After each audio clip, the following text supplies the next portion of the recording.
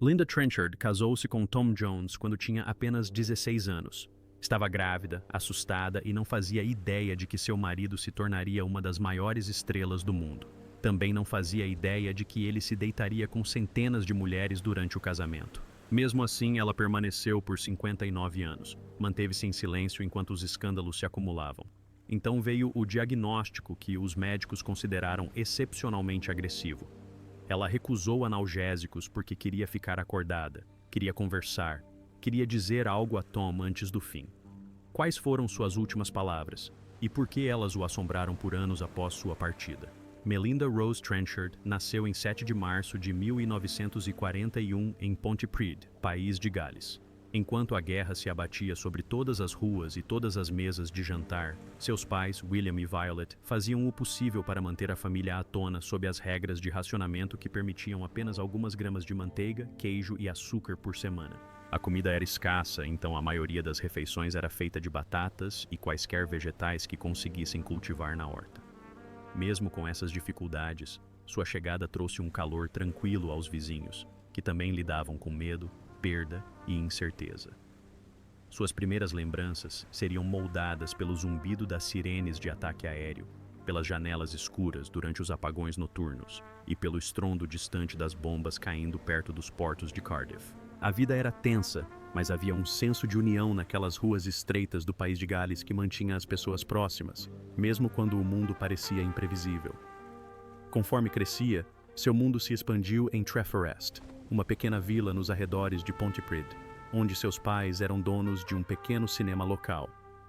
Todas as noites, os rolos giravam e o brilho de Hollywood preenchia a sala.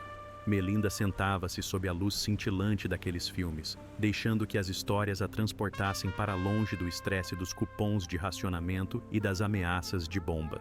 Clássicos como Casablanca e O Vento. Moldaram sua imaginação. Ela tinha apenas 10 anos quando começou a ajudar os pais com a venda de ingressos. Às vezes ganhava apenas alguns centavos, mas absorvia lições sobre trabalho, responsabilidade e a magia de contar histórias. O cinema se tornou um refúgio para os moradores locais que precisavam de uma pausa na reconstrução de suas vidas. E Melinda observava as pessoas entrarem cansadas e saírem com o coração mais leve. O cheiro de pipoca se tornou parte de sua infância, mesmo sendo um luxo no País de Gales da década de 1940. Esses primeiros anos plantaram nela um amor pelo cinema que permaneceu muito depois do fim da guerra. Quando a guerra terminou em 1945, o cinema enfrentou dificuldades. As pessoas tinham menos tempo e dinheiro para ir ao cinema, enquanto tentavam consertar suas casas e retomar suas rotinas. Em 1948, a família Trenchard mal conseguia se manter aberta.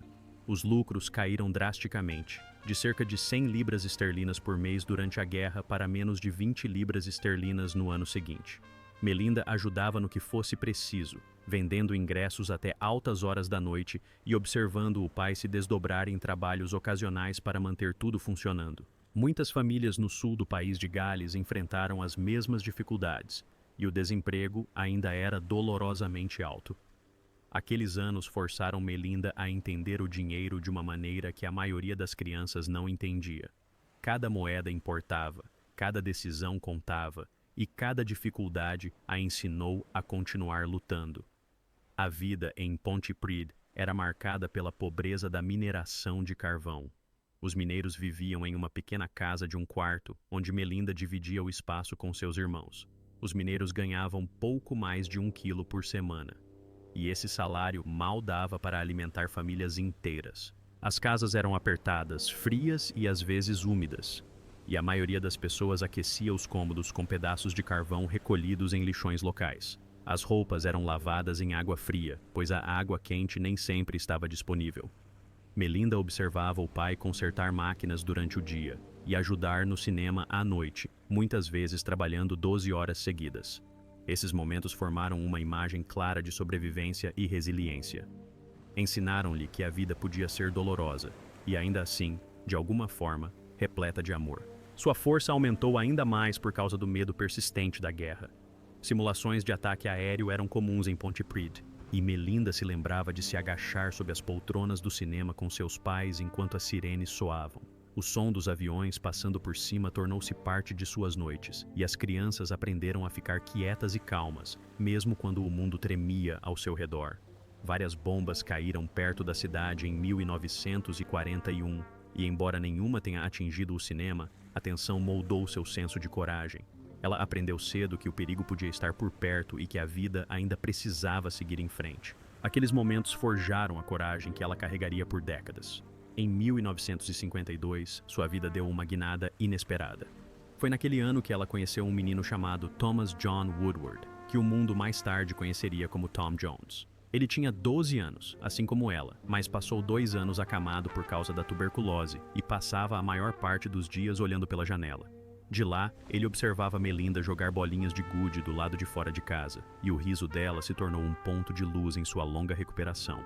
Ele costumava dizer que observá-la era o ponto alto do seu dia e que sonhava em abraçá-la quando se recuperasse. Melinda não fazia ideia de que era observada com tanta esperança. No entanto, aqueles momentos simples criaram o início de um laço que duraria a vida toda.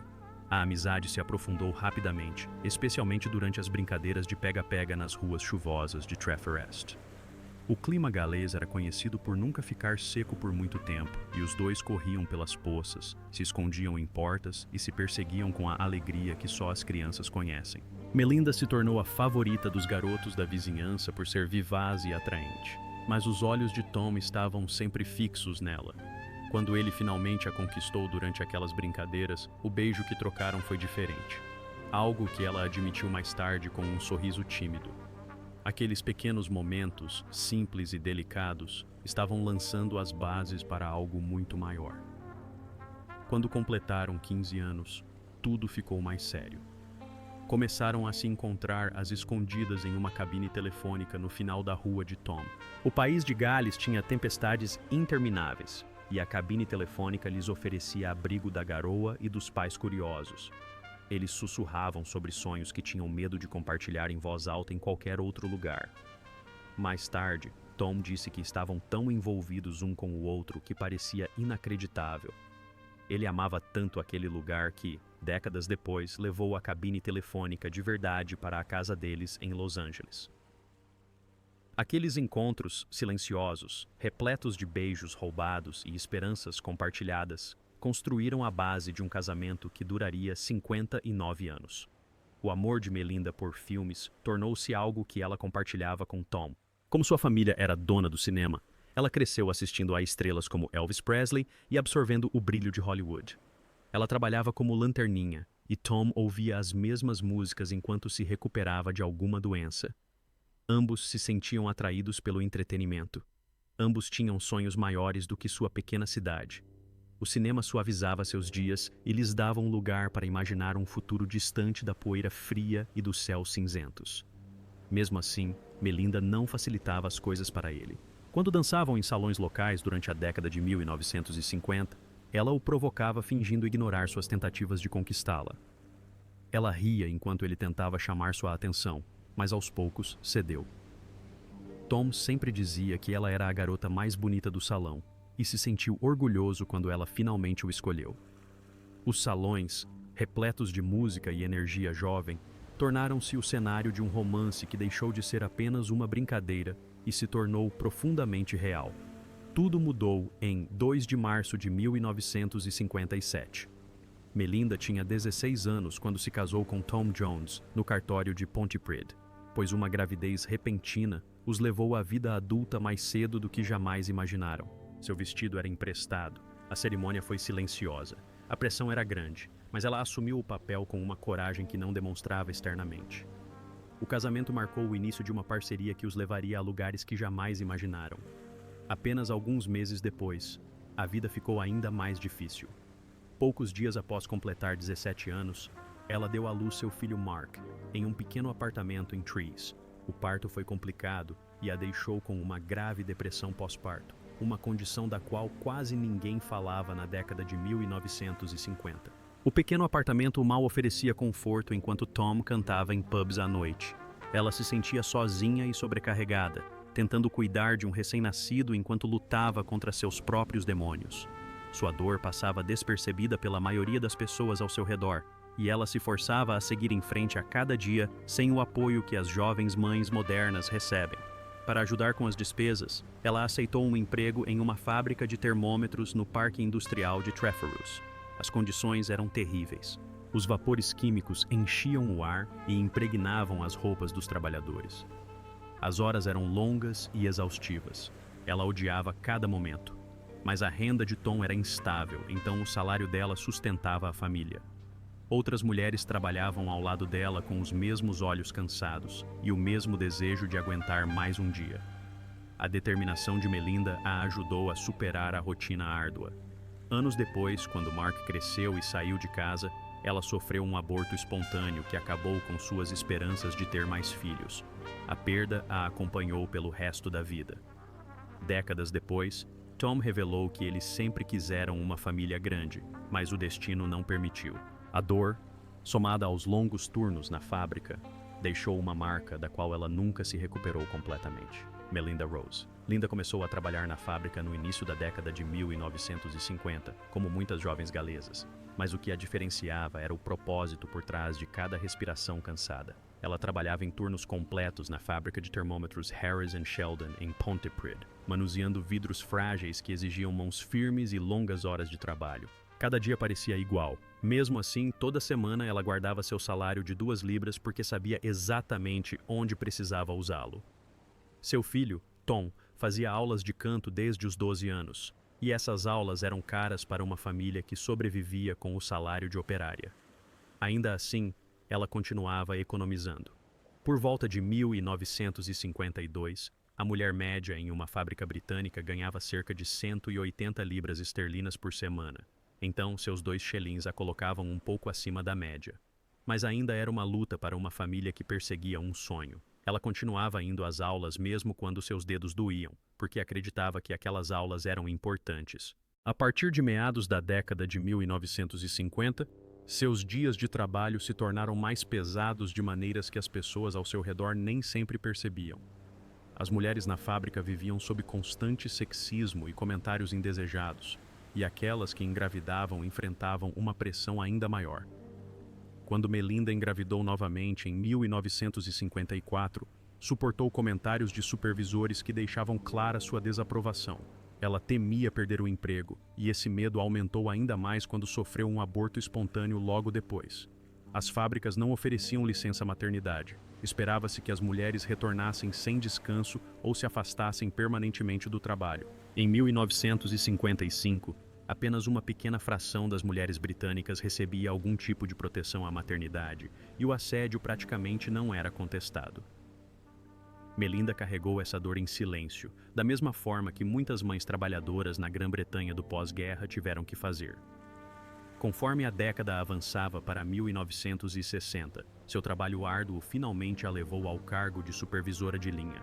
Ela agora treinava novas recrutas, em sua maioria jovens galesas, no trabalho minucioso de montagem de termômetros. Deveria ter sido um momento de orgulho, e em muitos aspectos foi. No entanto, o ar da fábrica representava uma ameaça constante. Finas partículas de vidro flutuavam por toda parte e os trabalhadores tossiam mais do que deveriam. Os casos de tuberculose em Pontypridd chegaram a 17 em 1961, muitos deles relacionados à exposição industrial, e todos os trabalhadores sentiam o perigo. Mesmo assim, Melinda perseverou, ajudando sua equipe a se manter segura e mostrando-lhes como dominar tarefas que exigiam paciência e precisão. Apenas 8% dos supervisores de fábrica no país de Gales eram mulheres em 1960, e ela se destacava entre elas, com discrição e confiança. No início da década de 1960, ela trabalhava mais horas do que jamais imaginara. Suas horas extras se estenderam para semanas de 60 horas enquanto ela economizava para comprar um Morris Minor surrado que custou 250 libras esterlinas. Comprar aquele carro em 1963 foi como abraçar uma nova esperança. Um Morris Minor novo custava cerca de 365 libras na época. Então, mesmo o usado exigiu meses de sacrifício. No entanto, assim que o comprou, ela levou o Tom de carro por todo o sul do país de Gales para as audições, às vezes mais de 160 quilômetros em um único dia. Ela fazia isso porque cada quilômetro significava mais uma chance para ele ser ouvido. Essa decisão ajudou a moldar o caminho que o levou ao seu sucesso em 1965. Quando o sucesso de Tom, It's Not Unusual, chegou ao primeiro lugar em 1965, Melinda deixou a fábrica pela última vez. A partida deveria ter sido um momento de libertação, mas anos de barulho, poeira e movimentos repetitivos permaneceram com ela. Ela enfrentava flashbacks do trabalho e da pressão das linhas de produção, ecos que muitos ex-trabalhadores industriais carregavam. Em 1966, mais de 30% dos ex-operários de fábrica no país de Gales relataram sintomas relacionados a traumas decorrentes de seus empregos. Ela reconheceu esses sentimentos em si mesma, e eles se tornaram parte de seu mundo particular enquanto ela embarcava em uma nova vida moldada pela crescente fama de Tom. Naquele mesmo ano, ela deixou Treforest para trás e se mudou com Tom para Los Angeles. A mudança foi avassaladora, mas ela tentou se agarrar a pedaços de casa. Um desses pedaços era a cabine telefônica vermelha que ficava no final da rua deles em Treforest.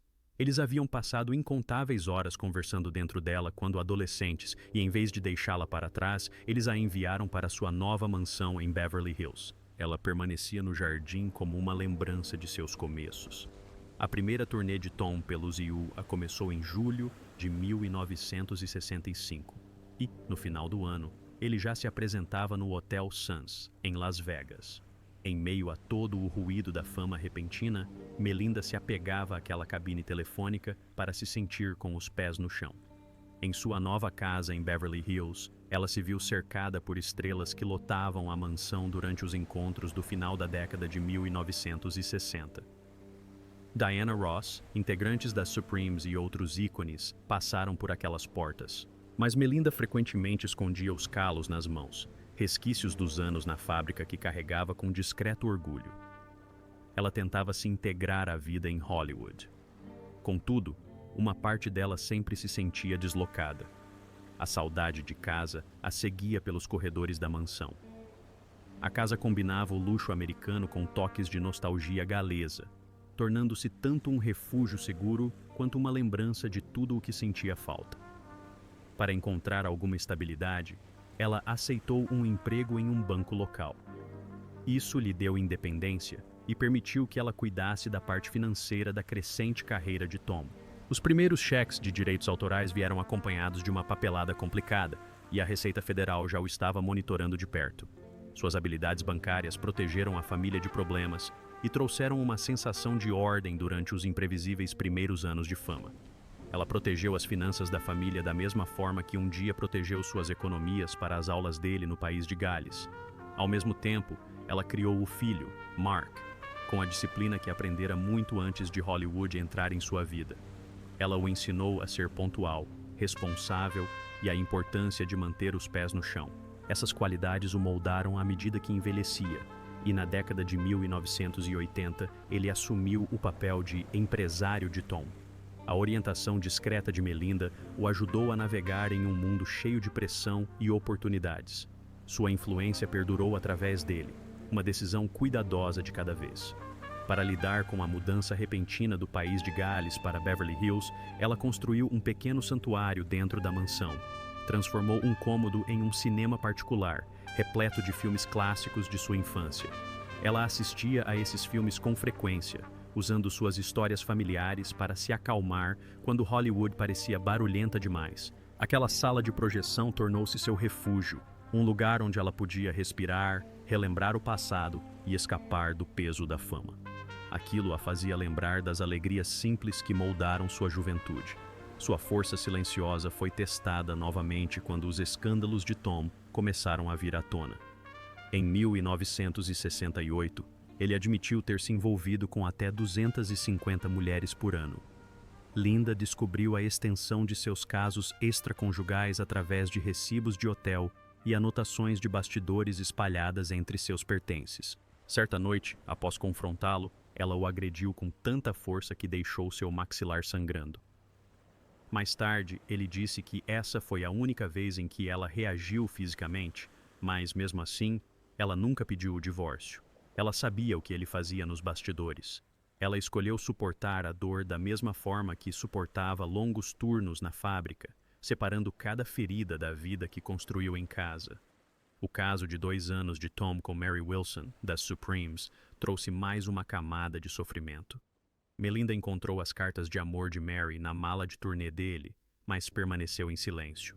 Naquela época, os relacionamentos interraciais eram alvo de grande estigma nos Estados Unidos, e o caso extraconjugal tornou-se público rapidamente.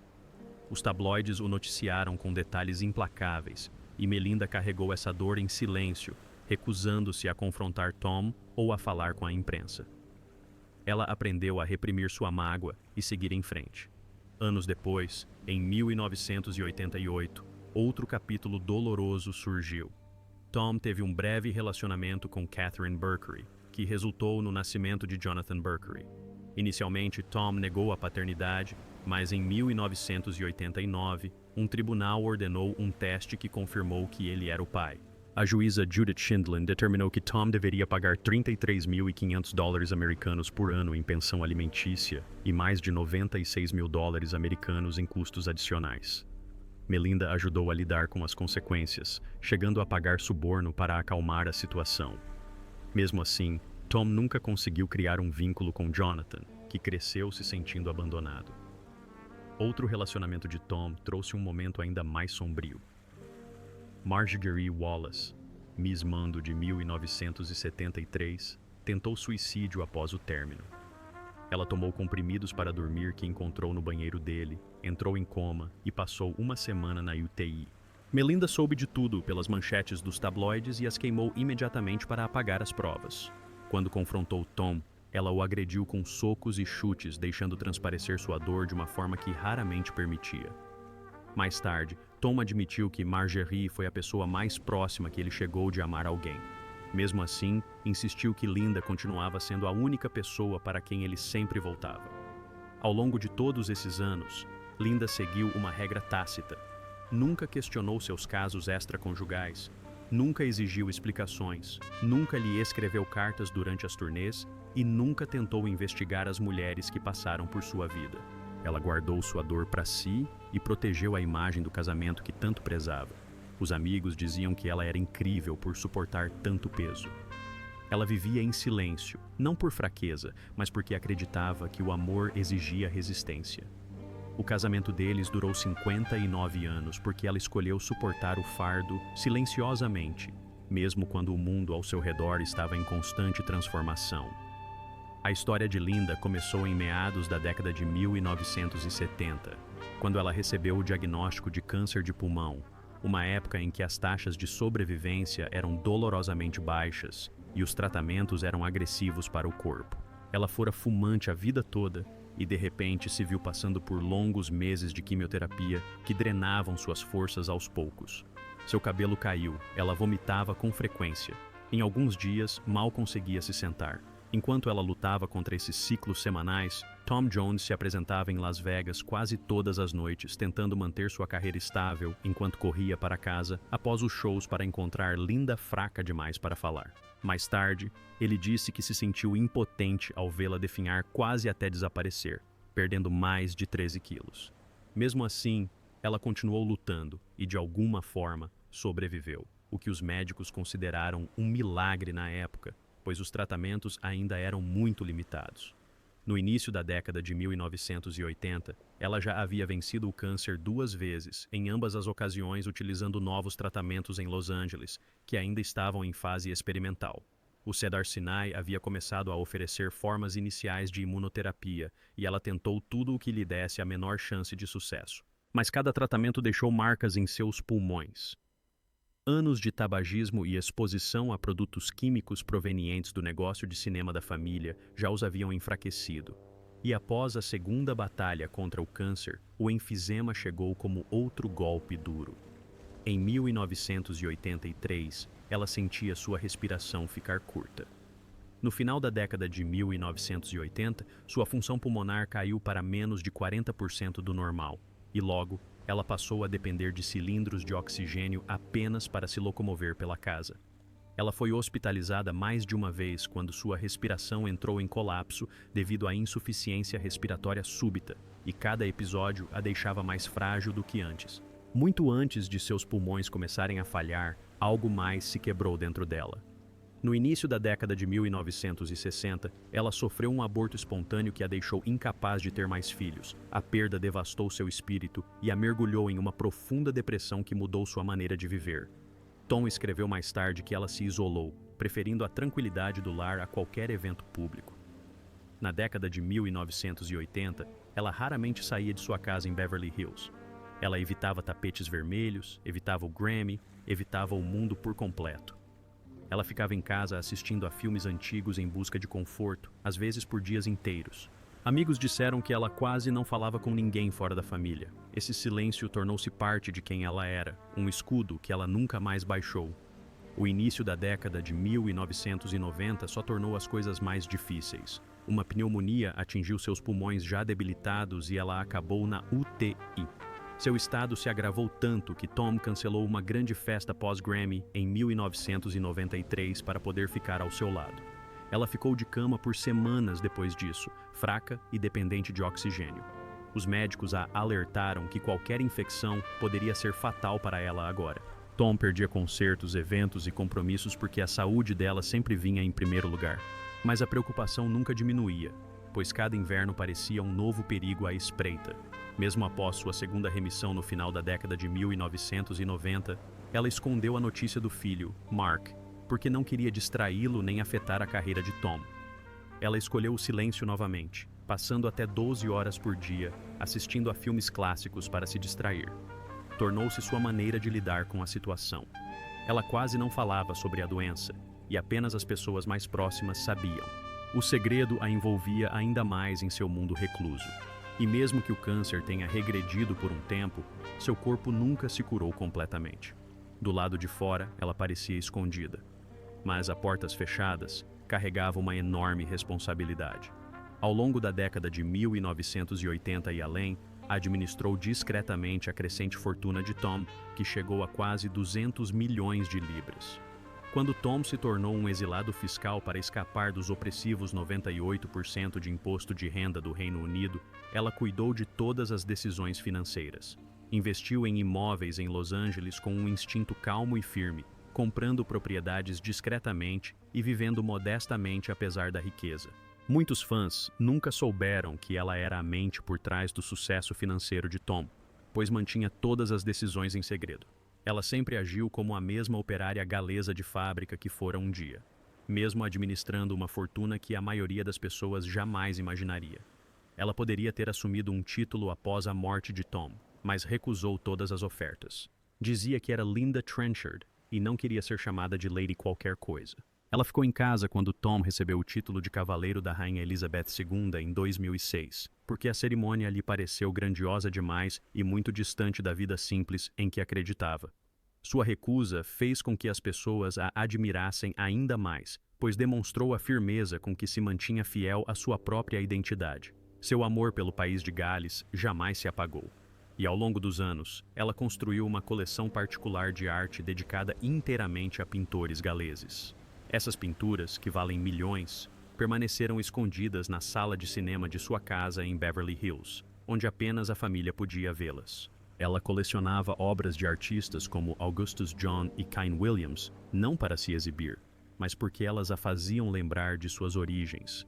A coleção tornou-se seu santuário particular, uma maneira tranquila de se manter conectada às suas raízes. Ela também moldou o futuro do filho à sua maneira constante.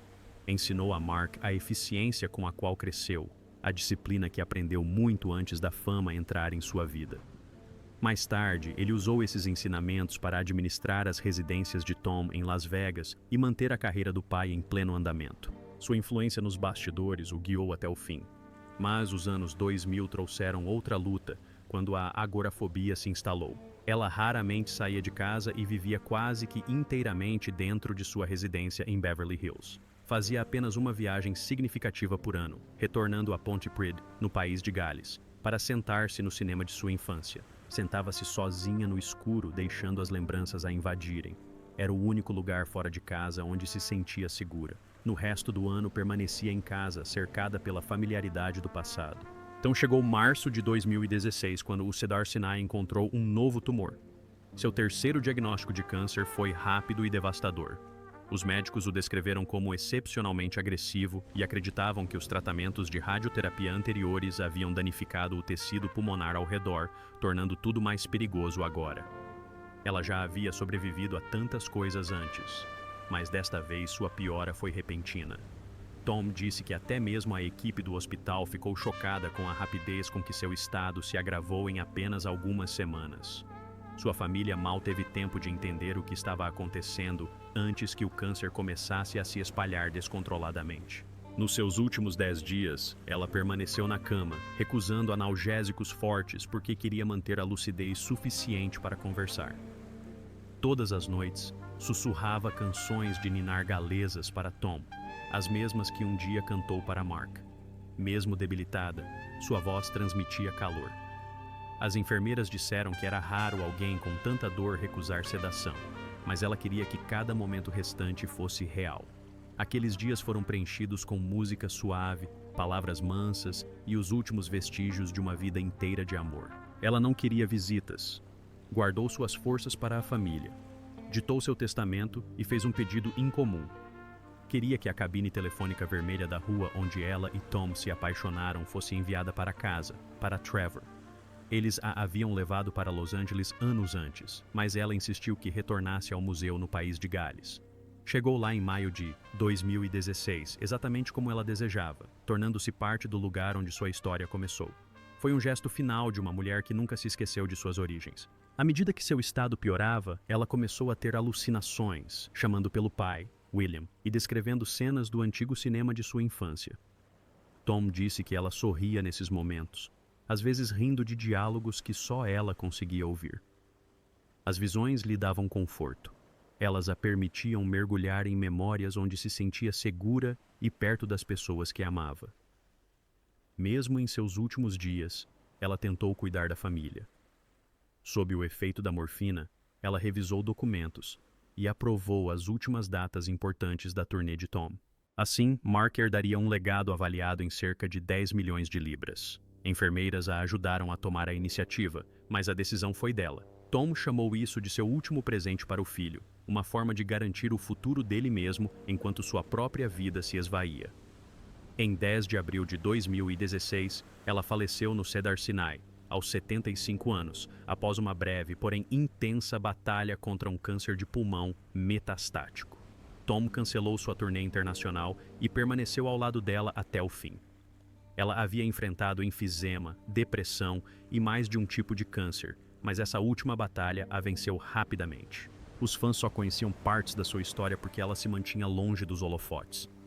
Mesmo assim, aqueles mais próximos a ela falaram sobre sua força muito tempo depois de sua partida. Seu funeral foi privado, exatamente como ela queria. Sem câmeras, sem mídia, apenas as pessoas que ela amava.